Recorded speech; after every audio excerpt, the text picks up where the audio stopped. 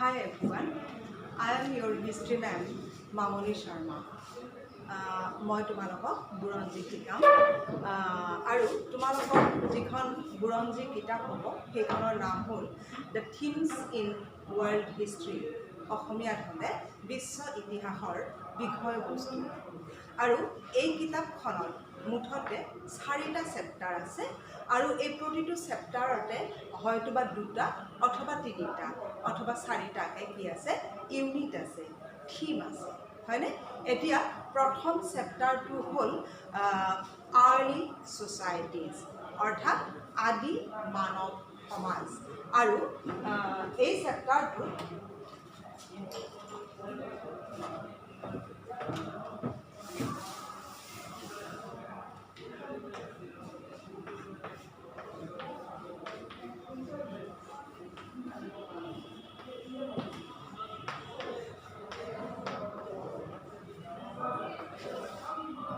Early societies অৰ্থাৎ আদি মানৱ সমাজ।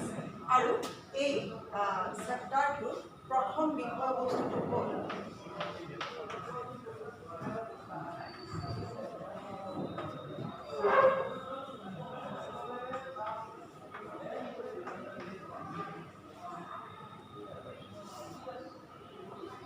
from the beginning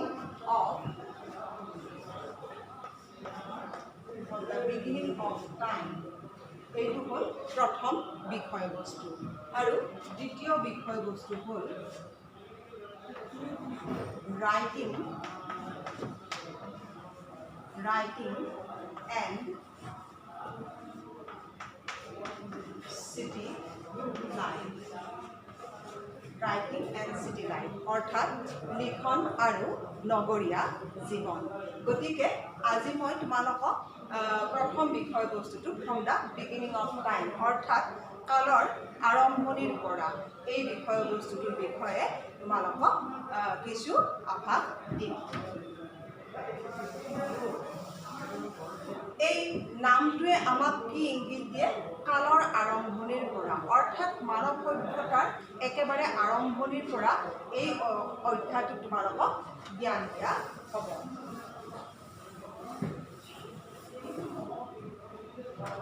মই বিষয়বস্তুটো আৰম্ভ কৰাৰ আগতে তোমালোকক ক'ব খুজিছোঁ হোৱাট ইজ হিষ্ট্ৰী। হিষ্ট্ৰী বুলি ক'লে আমিনো কি বুজোঁ? সহজ ভাষাত ক'বলৈ গ'লে একেবাৰে সহজকৈ মই তোমালোকক ক'ব লৈছোঁ what is history. History connect the past with the present অৰ্থাৎ ইতিহাসে বৰ্তমানৰ সৈতে অতীতৰ সংযোগ ঘটায়। According to Alan Nerins, history is a bridge connecting the past with the present and pointing the road to the future। অৰ্থাৎ এলেন নেৰিনে কি কৈছে? হিষ্ট্ৰী মানে ইতিহাসক এখন দলঙৰ সৈতে তুলনা কৰিছে। আমি সকলোৱে জানো যিদৰে দলং এখনে কি কৰে? নদীৰ দুটা মূৰক সংলগ্ন কৰে, সংযোগ ঘটায়। ইটো নদীৰ ইটো মূৰৰ সৈতে ইটো পাৰৰ দুইটা পাৰৰ মাজত সংযোগ ঘটায়। ঠিক তেনেকৈ ইতিহাসে কিহৰ লগত সংযোগ ঘটায়? বৰ্তমানৰ সৈতে অতীতৰ সংযোগ ঘটায় আৰু ভৱিষ্যতৰ বাবে আমাক পথ প্ৰদৰ্শন কৰে, হয়নে? গতিকে ইমান ধুনীয়াকৈ এটা সুন্দৰ উদ্ধৃতিৰ দ্বাৰা তেওঁ হিষ্ট্ৰীক ডিফাইন কৰিছে। তোমালোকে নিশ্চয় বুজি পাইছা এতিয়া হিষ্ট্ৰী বুলিলে কি বুজে, হয়নে? এতিয়া আমি মূল বিষয়বস্তুটোলৈ আহিছোঁ from the beginning of time অৰ্থাৎ কালৰ আৰম্ভণিৰ পৰা, হয়নে? কেনেকৈ মানুহে একদম আদিম কালৰ পৰা ক্ৰমবিৱৰ্তনৰ জৰিয়তে আহি আজিৰ পৰ্যায়ত উপনীত হৈছে। তেওঁলোকে কিমান ষ্ট্ৰাগল কৰিব লগা হৈছিল, কেনেদৰে তেওঁলোকে জীৱন যাপন কৰিছিল, অঘৰীৰ দৰে বন্য জন্তুৰ দৰে তেওঁলোকে জংগলে ঘূৰি ফুৰিব লাগিছিল। এই সকলোবিলাকৰ বিষয়ে এই প্ৰথমটো বিষয়বস্তুত সামৰি লোৱা হৈছে গোটেইখিনি কথা। তোমালোকে নিশ্চয় পঢ়ি ভাল পাবা। আৰু মই যিহেতুকে অসমীয়া মিডিয়াম আৰু ইংৰাজী মিডিয়াম দুইটাৰে ষ্টুডেণ্ট আছে, গতিকে দুইটাৰে বাবে একেলগে দুইটা ভাষাতে মই ভিডিঅ'টো মানে ক্লাছটো কৰিবলৈ লৈছোঁ, কৰিবলৈ লাগিব, হয়নে? তেতিয়া দুইটা মিডিয়ামৰ ষ্টুডেণ্টৰে সুবিধা হ'ব, হয়নে? এতিয়া কালৰ আৰম্ভণিৰ পৰা the study of history is the study of entire human past which started millions of years ago. মানে ইতিহাসৰ অধ্যয়ন বুলিলে আমি কি বুজো? ইতিহাসৰ অধ্যয়ন মানে মানৱৰ অতীতৰ মানৱ সমাজৰ অতীত কালৰ সমগ্ৰ ঘটনাৱলীৰে অধ্যয়ন, যিটো বহুত নিযুত বছৰ ধৰি চলিয়ে আছে, হয়নে? And it is a continuous and unending phenomenon, আৰু এইটো এটা ধাৰাবাহিক আৰু অন্তহীন ঘটনা বা অন্তহীন প্ৰক্ৰিয়া।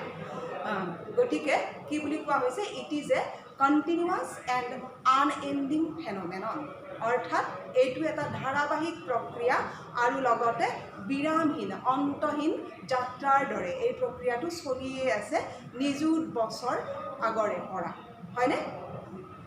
And we can know about the activities of the ancient human society from the record of some kind or other.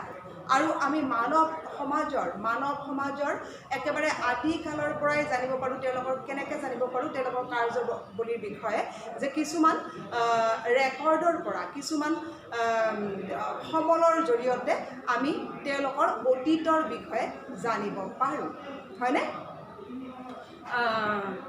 আৰু কি হয়? The period of man's progress for which we have written records is known as historic period. The period of man's progress for which we have written records is known as historic period.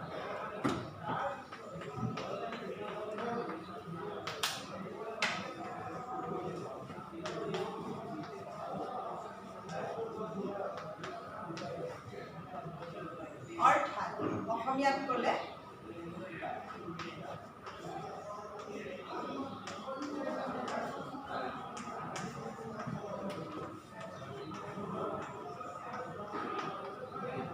ঐতিহাসিক যুগ। কোনখিনি সময়ক ঐতিহাসিক যুগ বুলি কোৱা হয়? মানৱ সমাজৰ বিষয়ে যিখিনি মানৱ সমাজৰ কাৰ্যবলীৰ যিখিনি সময়ৰ বিষয়ে আমি লিখিত তথ্য পাওঁ, সেই লিখিত তথ্য পোৱা মানৱ সমাজৰ বিষয়ে যে আমি লিখিত তথ্য পাওঁ, সেইখিনি সময়ক কি বুলি কোৱা হয়? হিষ্টৰিক পিৰিয়ড বুলি কোৱা হয়, আৰু অসমীয়াত হ'লে ঐতিহাসিক যুগ বুলি কোৱা হয়।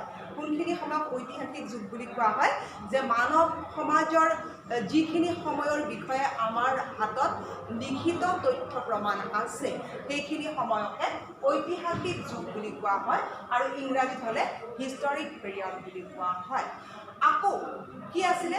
অকল মানুহে লিখিব পঢ়িবতো বহুত পিছতহে জনা হৈছে, কিন্তু তাৰ বহুত মিলিয়ন ইয়াৰ্ছ এগো কি আছিলে? মানুহ পৃথিৱীত আৱিৰ্ভাৱ হৈছিলে, হয়নে নহয়? বাট man had lived on the earth millions of years before he developed the skill of writing.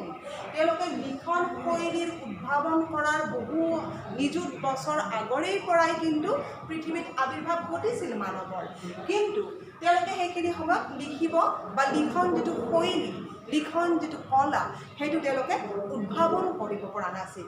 আৰু সেইখিনি সময়ত those period for which we have no any written records is known as prehistoric period.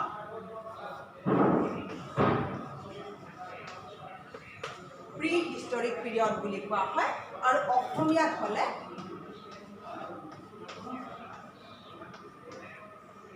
প্ৰাক ঐতিহাসিক যুগ বুলি কোৱা হয়। কোনখিনি সময়ক প্ৰাক ঐতিহাসিক যুগ বুলি কোৱা হয়? যিখিনি সময়ত মানুহে কি কৰিব পৰা নাছিল? লিখন শৈলীৰ বা লিখিত প্ৰথাৰ উদ্ভাৱন কৰিব পৰা নাছিল, সেইখিনি সময়ক প্ৰাক ঐতিহাসিক যুগ বুলি কোৱা হয়, হয়নে? এতিয়া আহোঁ আনাদাৰ পইণ্টলৈ, যে it was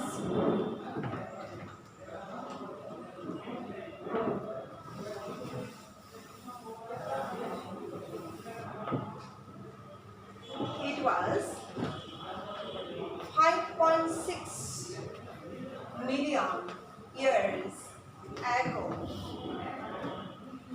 It was 5.6 million years years ago that human-like beings appeared on earth.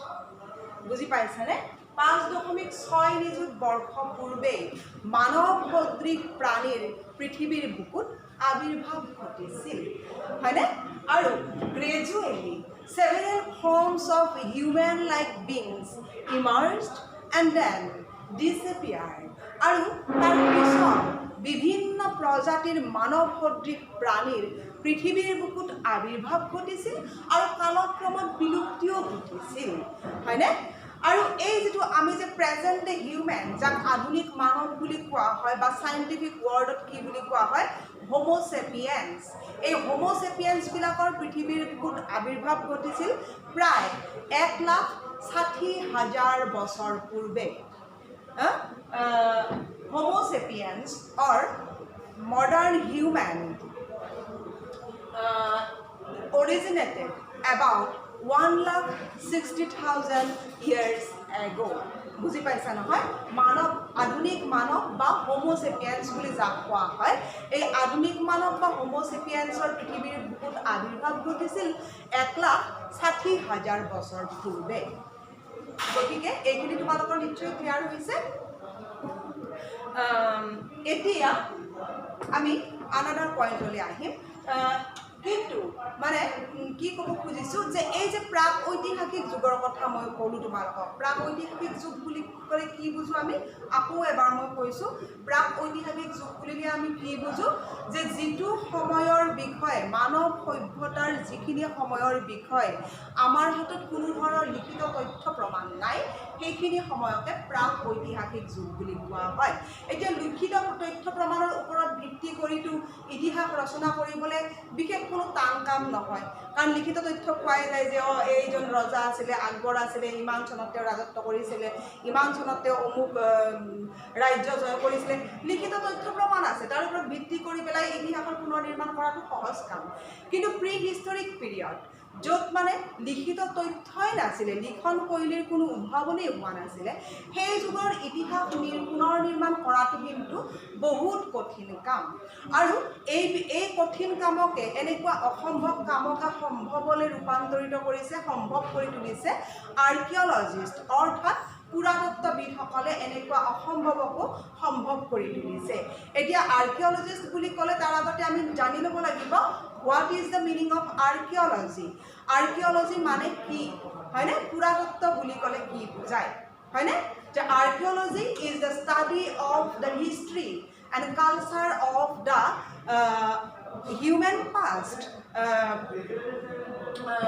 by examining the remains of houses tombs stone tools pottery or some other objects so এই যে পুৰাতত্ত্ব বুলি ক'লে কি বুজায় যে পুৰাতত্ত্ব বুলি ক'লে কি বুজায় যে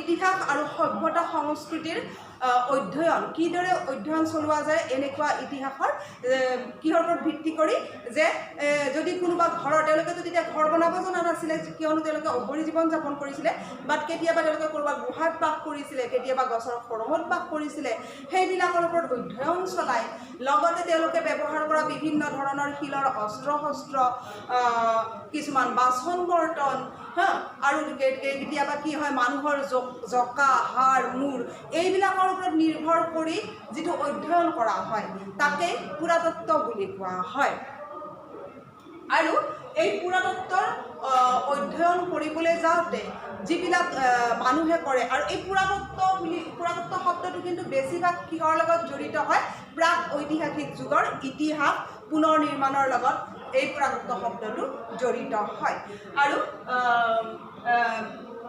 archaeology is mostly concerned with the study of the prehistoric period হয়নে আৰু প্ৰাগৈতিহাসিক যুগৰ অধ্যয়নৰ সৈতে এই আৰ্কিঅলজি শব্দটো বিশেষভাৱে জড়িত হয়নে আৰু it is a very difficult task to reconstruct the history of the prehistoric period এইটো খুব সহজ কাম নহয়, খুব সহজসাধ্য নহয় যে প্ৰি হিষ্টৰিক পিৰিয়ডৰ ইতিহাস পুনৰ নিৰ্মাণ কৰা যিটো কাম, এই কামটো বৰ জটিল। কিয়নো মই বাৰে বাৰে কৈছোঁ যে প্ৰাক ঐতিহাসিক যুগৰ বিষয়ে কোনো লিখিত তথ্য প্ৰমাণ নাথাকে। আৰু সেই পণ্ডিতসকল বা সেই গুণীজ্ঞানী ব্যক্তিসকল যিসকলে এই প্ৰাক ঐতিহাসিক যুগৰ ইতিহাস নিৰ্মাণ প্ৰক্ৰিয়াৰ লগত জড়িত হৈ থাকে তেওঁলোককে পুৰাতত্ত্ববিদ বুলি কোৱা হয়। The scholars who creates the history of this prehistoric period is known as archaeologists. তেওঁলোকক পুৰাতত্ত্ববিদ বুলি কোৱা হয়, যিসকল গুণীজ্ঞানী ব্যক্তিয়ে এই প্ৰাক ঐতিহাসিক যুগৰ ইতিহাস নিৰ্মাণৰ কামৰ লগত প্ৰক্ৰিয়াৰ লগত জড়িত হৈ আহিছে। বুজি পাইছা নিশ্চয় তোমালোকে। আৰু কিবা ডাউট থাকিলে কুৱেশ্যন কৰিব পাৰিবা। আমি 24 আৱাৰ্ছ ৰেডি থাকোঁ তোমালোকৰ যিকোনো কুৱেশ্যনৰে আনচাৰ দিবলৈ।